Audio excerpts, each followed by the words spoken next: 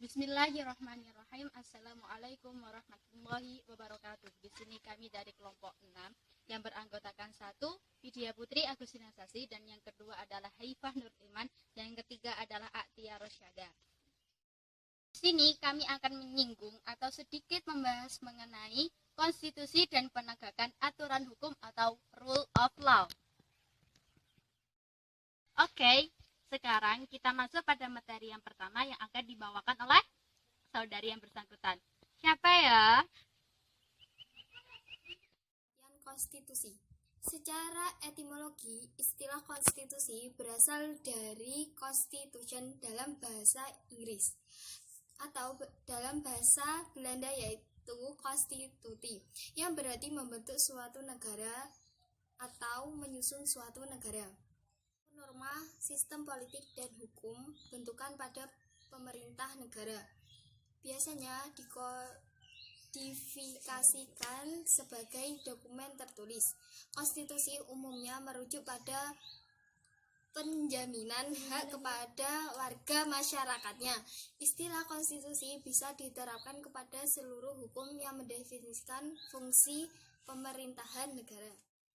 Konstitusi mencakup baik yang tertulis maupun yang tidak tertulis. Sehingga secara demikian konstitusi itu ada 2 macam, yaitu konstitusi tertulis yang disebut Undang-Undang Dasar dan konstitusi tidak tertulis yang biasa disebut konvensi. Maupun penyelenggara negara harus dibatasi dan diatur melalui suatu peraturan perundang-undangan dan pelaksanaan dalam hubungannya dengan segala peraturan undang-undangan. Itulah yang sering diistilahkan dengan rule of law. Revolusi Perancis serta gerakan melawan absolutisme di Eropa yang dimulai pada abad ke-19. Berdasarkan pengertiannya, menurut Friedman 1959 membedakan rule of law menjadi 2, yaitu pengertian secara formal dan pengertian secara hakiki atau material. Secara formal, rule of law adalah kekuasaan umum yang terorganisir. Contohnya, untuk proses penegakan hukum di Indonesia dilakukan oleh lembaga penegak hukum yang terdiri dari kepolisian, kejaksaan, komisi pemberantasan korupsi, dan badan peradilan. Sedangkan secara hakiki, rule of law terkait dengan penegakan hukum yang menyangkut ukuran hukum, yaitu baik dan buruk. Saya akan melanjutkan dari pembahasan yang pertama tadi, yaitu mengenai perubahan konstitusi. Perubahan konstitusi di Indonesia berlangsung dari 5 Juli 1959 hingga lahirnya amandemen 1, 2, 3, dan 4. Perubahan merupakan suatu peralihan dari suatu keadaan, sedangkan konstitusi merupakan segala ketentuan atau aturan tentang ketatanegaraan. Pada masa perubahan konstitusi ini dibagi menjadi 4 periode. Yang pertama, masa Orde Lama yang terjadi pada kurun waktu 5 Juli 1959 sampai dengan 1966.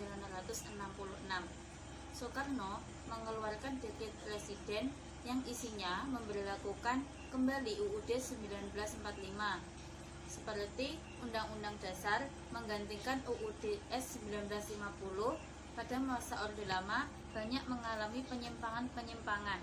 Masa Orde Lama diakhiri dengan adanya pemberontakan G30 SPKI. Di masa inilah juga lahir Tritura, yaitu 3 tuntutan rakyat. Dalam keadaan ini, Presiden juga mengeluarkan surat perintah 11 Maret atau Super. Yang kedua yaitu masa Orde Baru yang berkisar antara 11 Maret 1966 sampai dengan 21 Mei 1998. Pada masa ini, pemerintah bertekad akan menjalankan UUD 1945 dan Pancasila secara murni dan konsekuen.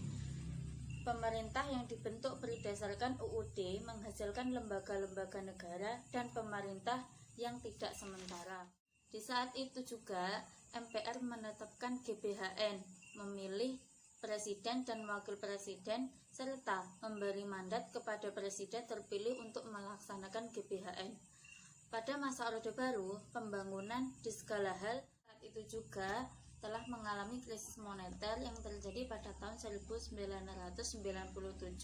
yang berdampak pada krisis kepercayaan dan krisis politik. Dan pada tahun 1998, keadaan semakin parah, krisis ekonomi pun semakin tidak menentu. Pada tanggal 21 Mei 1998, Soeharto menyatakan mengundurkan diri dari jabatan presiden. Yang ketiga yaitu masa reformasi. Masa reformasi yaitu pada masa B.J. Habibie diangkat menjadi presiden menggantikan Presiden Soeharto. Keputusan MPR dan DPR menghasilkan sidang istimewa MPR pada Desember 1998, yang pada masa itu juga adanya partai-partai juga mulai bermunculan untuk memperebutkan kursi DPR yang dilakukan oleh 48 partai. Perubahan konstitusi yang keempat yaitu sistem dan bentuk perubahan konstitusi dari diberlakukannya Undang-Undang 1945 sampai amandemen Undang-Undang 1945 yang ke-1, 2, 3, dan 4. Sistem perubahan konstitusi di Indonesia menganut sistem konstitusi amandemen, yaitu perubahan tidak dilakukan secara langsung terhadap undang-undang yang lama, akan tetapi undang-undang lama masih digunakan dan tetap berlaku. Sementara bagian perubahan merupakan sisipan dari konstitusi yang lama. Meskipun Undang-Undang 1945 telah diberlakukan, akan tetapi belum bisa dilaksanakan secara konsekuen dan secara murni, sehingga masih terdapat penyimpangan-penyimpangan di amandemen yang kali ini. Oleh karena itu, kondisi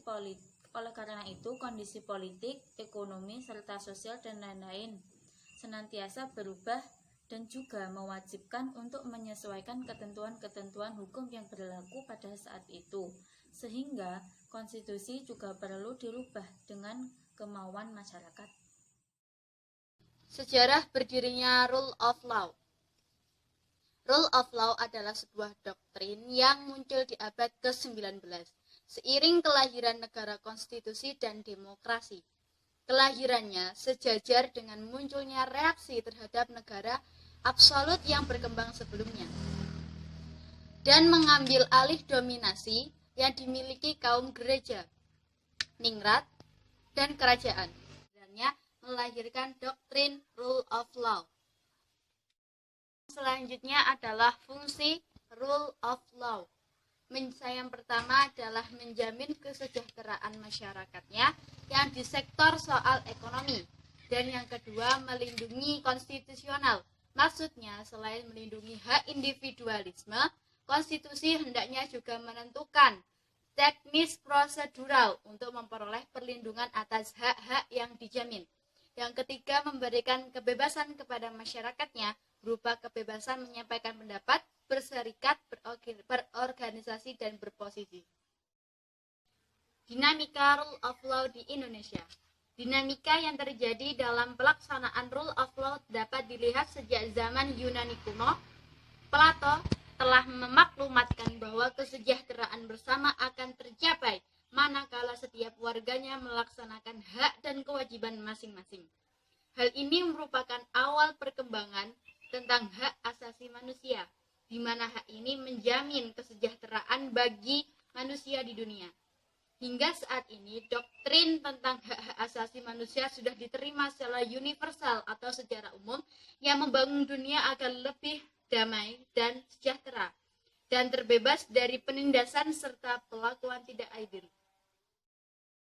Dengan demikian, atas beberapa paparan-paparan yang telah disampaikan, cukup sekian yang dapat kami sampaikan. Apabila ada kurang lebihnya, kami mohon maaf karena kekurangan adalah milik kami dan kelebihan adalah milik Allah semata. Wabillahi taufiq wal hidayah wal ridha wal inayah. Wassalamualaikum warahmatullahi wabarakatuh.